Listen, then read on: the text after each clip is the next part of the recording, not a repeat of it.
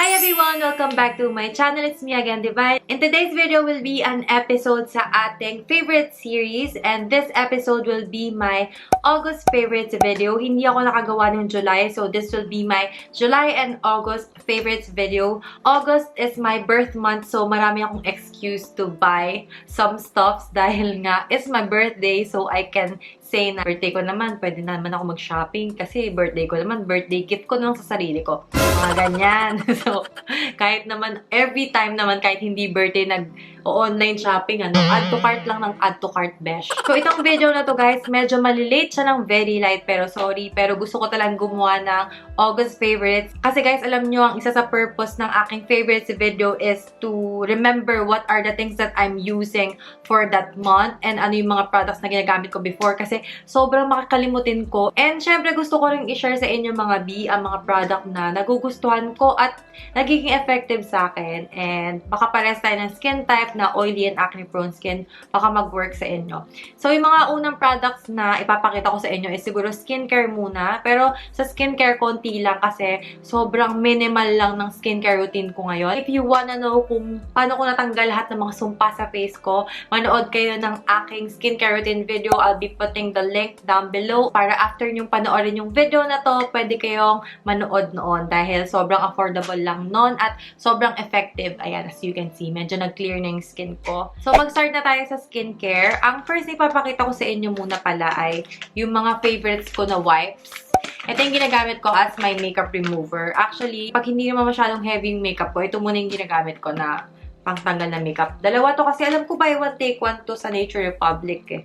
Pero ayan, paubos na yung isa.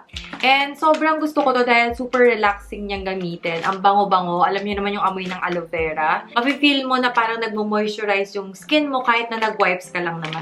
So ito yung aking wipes of the month. The Nature Republic Aloe Vera Cleansing Tissue.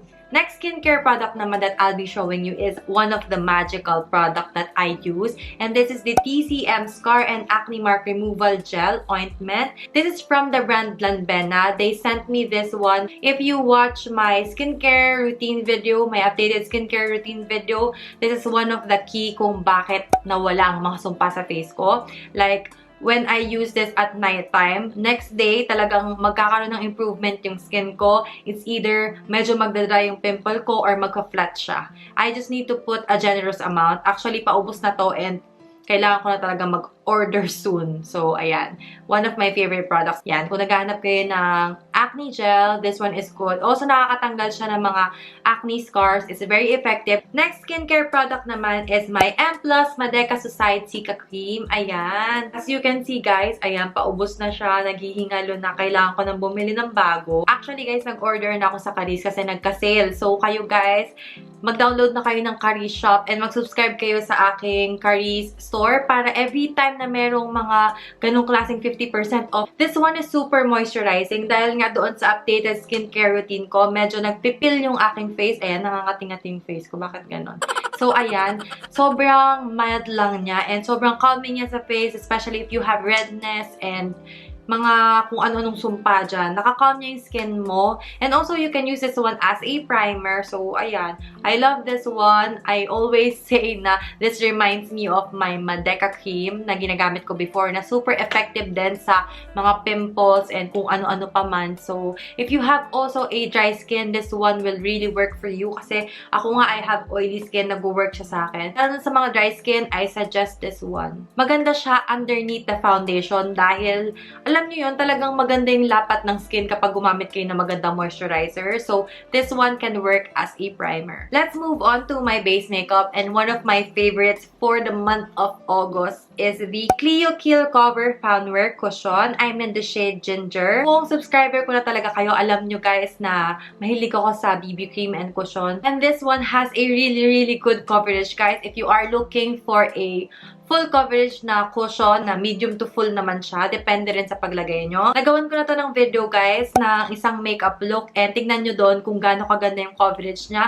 Lalo na kung may mga acne marks kayo, this is super perfect kasi isang ganun mo lang, matatakpan na yan lahat, besh.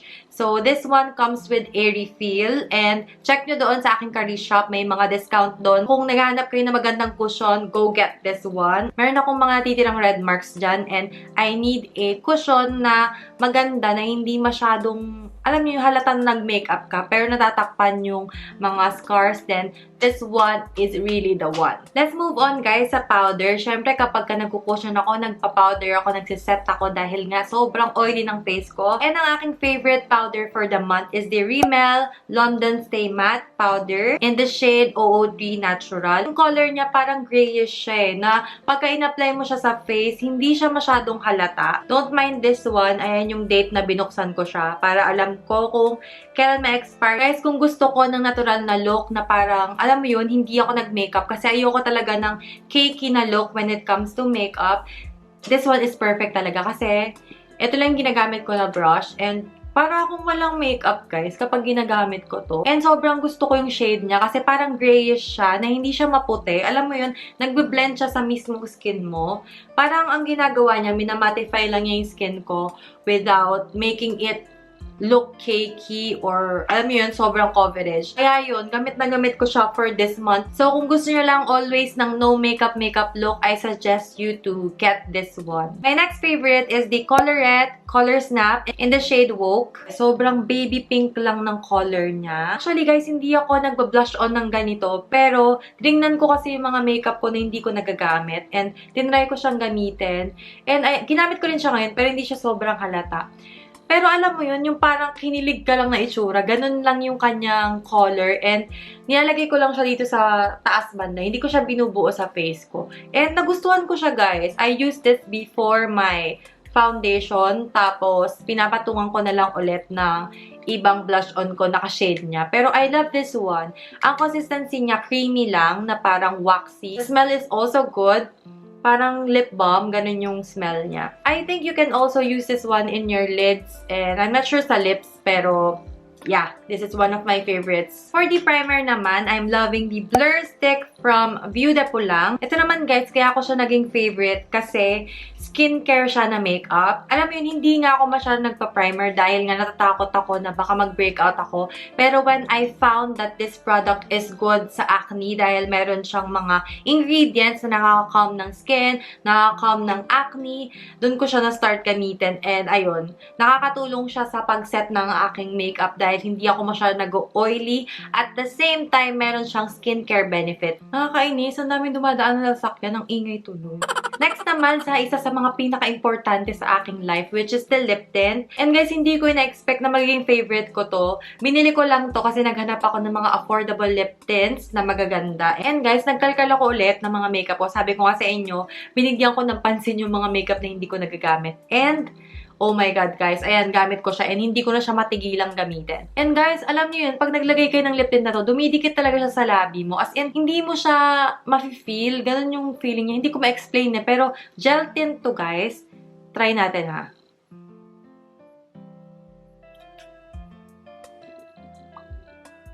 Ayan siya. This is the Lip and Chic Gel from Fashion 21. Also, when you use this one, a little goes a long way. Konting-konti lang, pero ayan, no.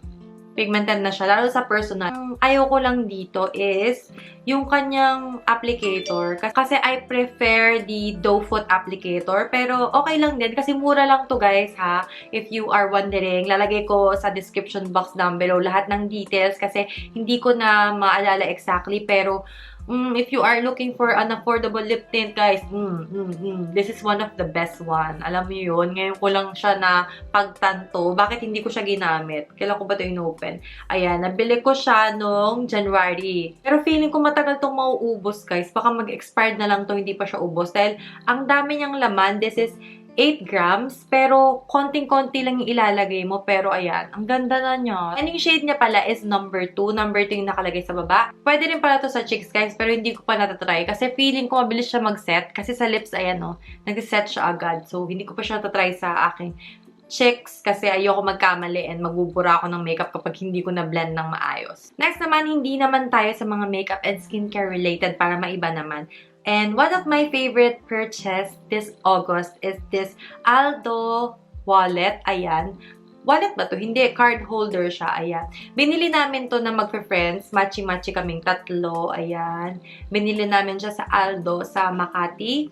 And nagustuhan ko siya kasi ang ganda-ganda ng color niya. Ayan guys. So, and may glitters. Ako, basta may glitters, favorite ko na yan agad. Basta may glitters, bibilhin ko yan. This one is less than 1,000 lang ata. Hindi ko na matandaan. Favorite na favorite ko to this month kasi most of my bags here is maliliit lang. And hindi ko naman kailangan ng malaking bag. And alam niyo yun, sa Korea kasi kailangan puro card lang. I mean, pwede naman cash, pero mostly talaga ginagamit dito is card. Pero ayun, cash-ang-kasha dito lahat ng card. Tapos, pwede ring maglagay ng cash dyan sa gitna. So, ayan, favorite ko to for this month. And also, siguro maggamit ko itong matagal. Next naman, pang tita edition na to, guys. Dahil ito, ayan, itong candle na to, scented candle, is from 𝘽𝙪𝙨𝙣𝙬 Candle. And yung variant niya is yung black cherry. Binili namin to ng asawa ko dito sa may 𝘽𝙪𝙨 Candle. Meron kasing malapit dito. And nag-search talaga ako ng kandila na scented. And ito yung nakita ko na sikat dito sa Korea. Hindi ko alam kung anong brand nito, kung Korean ba or from other country. Pero, ayun guys, medyo expensive siya kasi umabot din to ng 2,000 for a scented candle. Pero, ito na yung pinakamalaking size. And, magagamit daw to for 150 hours na. Yung scent niya hanggang 150 hours na continuous mo siyang gagamitin. Kasi sobrang nakaka-relax yung scented candle. And, ewan ko, feeling ko na sobrang ang sarap sa feeling pag nag-scented candle ako. Pag naliligo ako, dinadala ko to sa banyo. Kapag bago kami matulog, nilalagay ko to sa kwarto. Para ang weird ko, pero ganun talaga. Feeling ko, ang sarap-sarap sa feeling. Mag-play ka ng music, tapos ayan, maglagay ka ng scented candle. Sobrang nakaka-relax.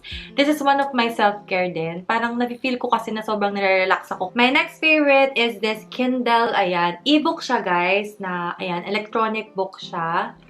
I super love this one kasi alam mo yun, sobrang convenient niya. Lahat ng libro mo nandito na sa isang device na to. And hindi mo kailangan magbitbit ng mabibigat na libro.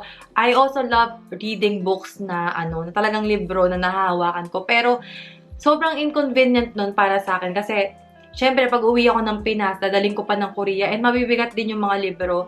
And alam mo yung dalawa or isang libro, mabigat na rin, diba? Dagdag din siya sa luggage, pampasikip din ng luggage. Mas gusto ko rin talaga libro. Pero na-feel ko na sobrang convenient nito, lalo na pagka nagbabiyahe ka or mayroon kang pupuntahan ng malayong lugar. Gusto mong magbasa. Kasi sobrang nipis lang niya. Talagang mas slide mo lang siya sa bag mo and sobrang gaan lang niya. Tapos lahat na ng libro nandito. Nung una guys, akala ko na mas mura itong mga libro sa online na e-book kesa doon sa mismong libro na actual na libro. Pero yun, na pagtanto ko kasi yung best friend ko bumili ng libro tapos binili ko rin yung libro na binili niya kasi maganda daw. Tapos sinanong ko sa kanya kung magkano. Mas mahal pa pala yung binili ko online. Kasi guys, kahit na meron ka ng ganito na Kindle, need mo pa rin bumili ng mga libro online through Amazon. Pwede kayong bumili doon. Pero meron silang mga membership like every month, magbabayad ka and then unlimited naman yung mga libro na pwede mong mabasa.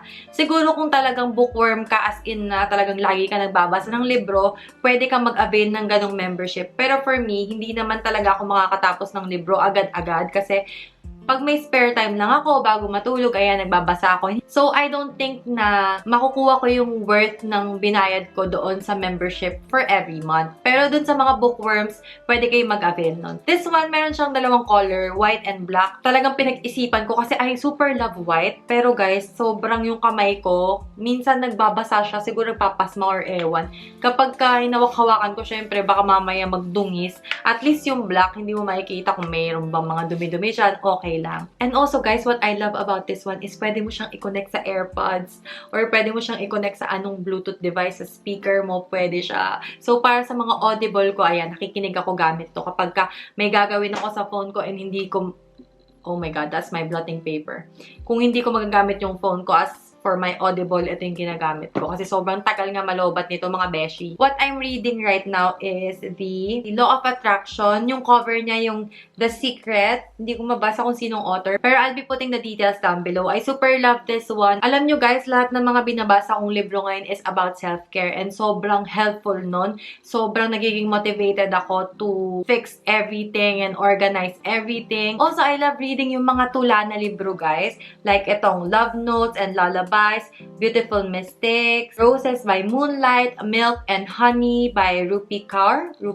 Ayan. Kung interesado kayo sa mga e-books, guys, you don't need to buy this one kung gusto nyo na mag-ebook kasi pwede naman sa phone nyo. Kung ayaw nyo naman bumili ng ganito pero gusto nyo magbasa ng e-book, pwede sa mga iPad nyo. Just download the Kindle app and pwede na kayong magbasa. At least, laging nasa device nyo lang yung libro. Kung lagi kayo nag-travel, hindi na kayo mahihirapan na magdala ng mga books every time. My next favorite, guys, is this bracelet from the Chubby Charm. This is what it looks like, guys. Ayan. Parang, ano bang color nito? Gold ba siya? Parang yellow lang siya na gold. Ganun yung color niya. I got this one nung birthday ko na nasa Pinas ako. Nag-order ako sa kanila. And I love this one kasi sobrang cute lang niya. Kahit hindi ko na to hinuhubad, guys. Naglinis lang kasi ako ngayon. So, tinanggal ko lang siya kasi para hindi siya sumabit. Kasi yung dulo niya natanggal na, guys.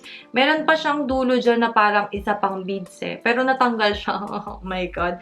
Pero okay lang kasi nalalagay ko pa din naman siya. Eto guys, hindi siya nagfe-fade kahit na araw-araw mo siyang gamitin. Hindi ko talaga to hinuhubad ngayon lang. So kung gusto niyo ng mga charms, mga bracelet, ng mga kwintas na may mga meaning kasi alam ko mga lucky to and naniniwala din ako sa ganon. Kasi alam ko na pampaswerte tong mga to guys and lalagay ko sa description box down below kung gusto nyong umorder sa kanila. In-order ko lang din to guys and sobrang bait ng seller kasi birthday ko noon and binigyan niya ako ng kwintas. Nakalagay yung initial ng name ko which is D. Ayan. Thank you so much po the Chubby Charm for the gift. Kung gusto nyong bumili ng mga lucky charms, yon, check nyo yung kanilang Instagram account. Marami sila doon. So that's all for this video guys. Thank you so much for watching and sana nagustuhan nyo tong video na to. Kung meron kayong mga comments and suggestions or mga questions, please comment down below. And also, don't forget to subscribe to my channel. And also, don't forget na basahin yung gentle reminder ko dyan. Naglalagay ako sa aking bawat video para ma-inspire din kayo and ma-inspire din ako.